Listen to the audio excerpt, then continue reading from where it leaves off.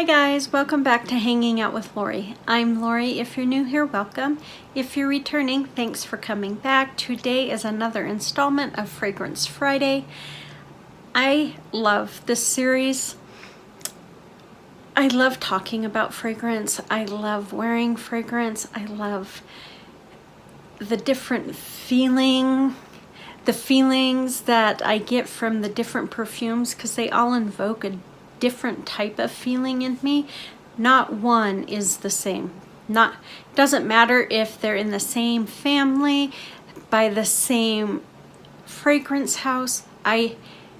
Every single one invokes a different feeling in me, and so I really enjoy Fragrance Friday. This is probably my favorite series that I do here on my channel. I don't know how you guys feel about it, but I love it. I love talking about fragrance. And so today I am talking about Tori Burch, and I'm talking about the signature scent Tori Burch. I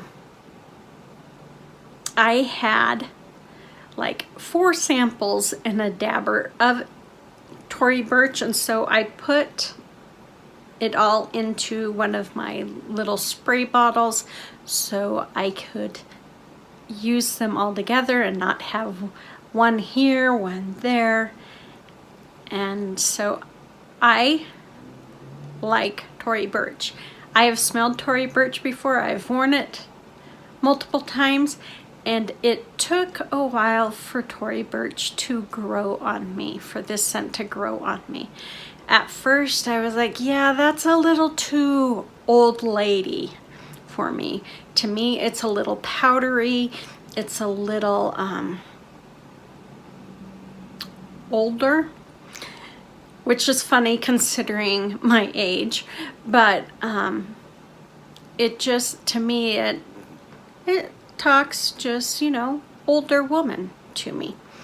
But Tori Burch is such a beautiful scent. It is soft. I have it on right now on my hand, but it is just soft and gentle, I guess you could say. It has kind of a fruity floral opening, but then it dries down into this very soft, sensual kind of scent, but it does have a very powdery undertone throughout the whole perfume, in my opinion. That is my opinion, nobody else's, just mine. The notes are, and of course I give these to you guys because I don't have a nose. I cannot tell you, pick these out for you, so I give you the notes so you can be well informed. The notes are grapefruit, pink pepper, currant buds and leaves, mandarin and neroli. The middle notes, or the heart, is peony, tuberose, mimosa and jasmine, carrot seed and sweet alyssum. And then the dry down is vetiver, cedar, sandalwood and white musk. So I find it interesting that the middle has mimosa in it to give it that light, airy feeling to it. And I guess I get that light, airy feeling throughout the whole perfume, not just the middle part. I get it the whole time. Even in that dry down, there is still an airy quality to Tori Burch. There's nothing heavy about Tori Burch. It's very effervescent. It does have that powdery quality, and I cannot overlook that powdery quality. But it's a sweet, inviting, you know, effervescence. So I don't drink, you know, but I know that mimosas are sweet and inviting. That's why they're served at brunch or breakfast, because they're not heavy. There's nothing heavy about them. They are sweet yet airy, and just kind of a light pick-me-up. So that is there the whole time. And you know, having the grapefruit in there gives it that bite, but it also has the leaves, what did it say? The leaves and the buds of, now I cannot read of currant. So currant buds and leaves, you know, the currant itself is going to be sweet, but the buds and the leaves are going to have that green crisp note to it. So at the opening, we have this sweet, crisp, biting bite to it, but nothing about it is heavy. And so I like that. That's probably what I didn't like when I first tried Tory Burch. To be honest, I have had to learn to like that, those green notes that are present in quite a few perfumes nowadays, at least ones I run into for some reason. I really like them though because they're different. They're inviting in a way that they stand out because not everybody's using them. You know, right now I'm used to those really heavy fruity florals that are really in at the moment. And there is, I mean, yeah, there's a little fruity floral going on here, but you've got the bite, you've got that effervescent, you know, light quality, and you've got that warm, inviting presence at the end that just, it's not like a blanket. You know, sometimes those warmer endings can be like a blanket, but this is not. This is more like a, you know, old friend, and you're at the end of the day and you're having to say goodbye.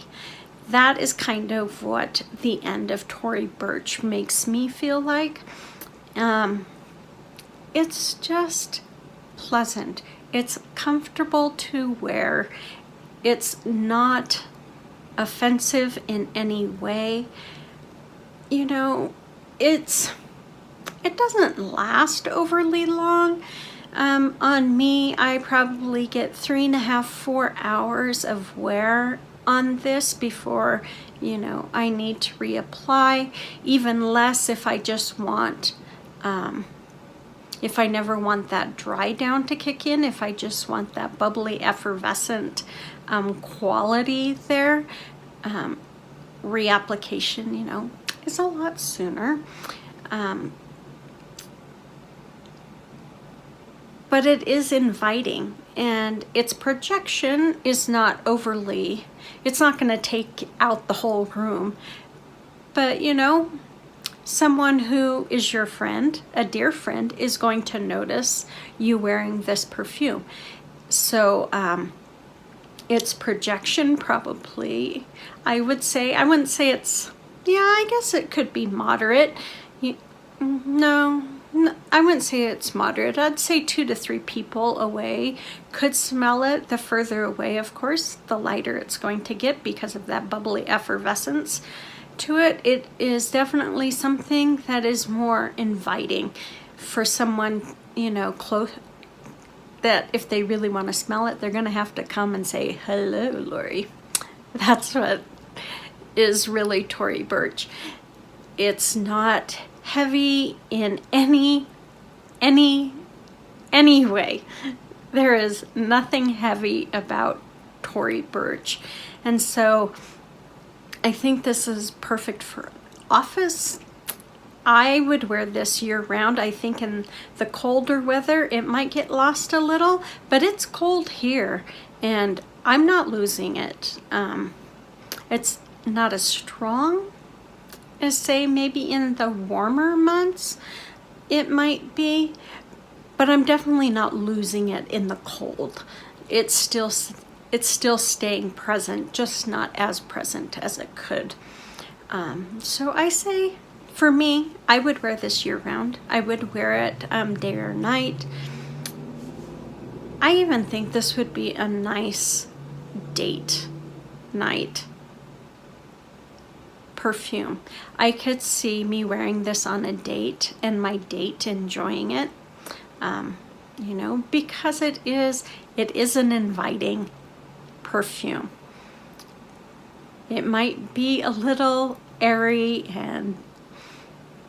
but I wouldn't call it a ditzy perfume in any way. It is just fun and inviting and very, very airy.